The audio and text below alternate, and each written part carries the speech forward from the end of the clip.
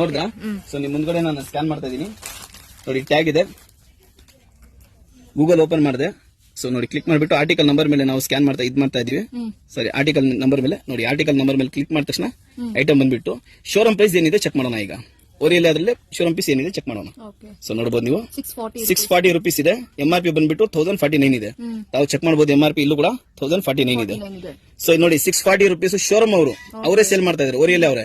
ನೀವು ನಮ್ಮ ಹತ್ರ ತಗೊಂಡು ಹೋಗ್ತಾ ಇರೋದು ಕೇವಲ GST ಸೇರಿಸ್ಕೊಂಡ್ರೆ 288 ರೂಪಾಯಿ ಆಗುತ್ತೆ ಅಷ್ಟೇ. ಆರಾಮಾಗಿ ಶೋರೂಮ್ ಕನ್ನ 100 ರೂಪಾಯಿ ಕಡಿಮೆ ಕೊಡಿ, ತೊಂದರೆ ಇಲ್ಲ. ಸೊ ಇದು ಬಂದ್ಬಿಟ್ಟು ನಾರ್ಮಲ್ ರೇಟ್ ಆಗೋಯ್ತು. ನಿಮಗೆ MRP ಬಂದ್ಬಿಟ್ಟು ಅಪ್ ಟು 4000 ವರೆಗೂ ಬರುತ್ತೆ.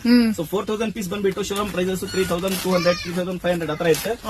ಸಮ್ ಐಟಮ್ಸ್ ಇದೆ ವಿಂಟರ್ ವೇರ್ದು, ಅದ್ರಲ್ಲಿ ಇವತ್ತು 1 ರೂಪಾಯಿನೂ MRP ಡಿಸ್ಕೌಂಟ್ ಕೊಟ್ಟಿಲ್ಲ.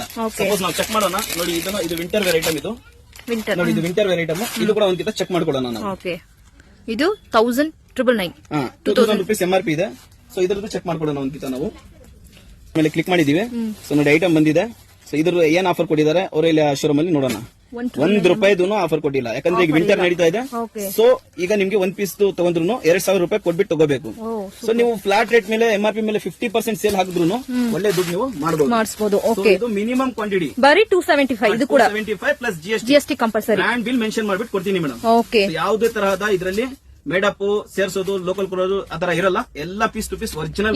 ಈ ಆಫರ್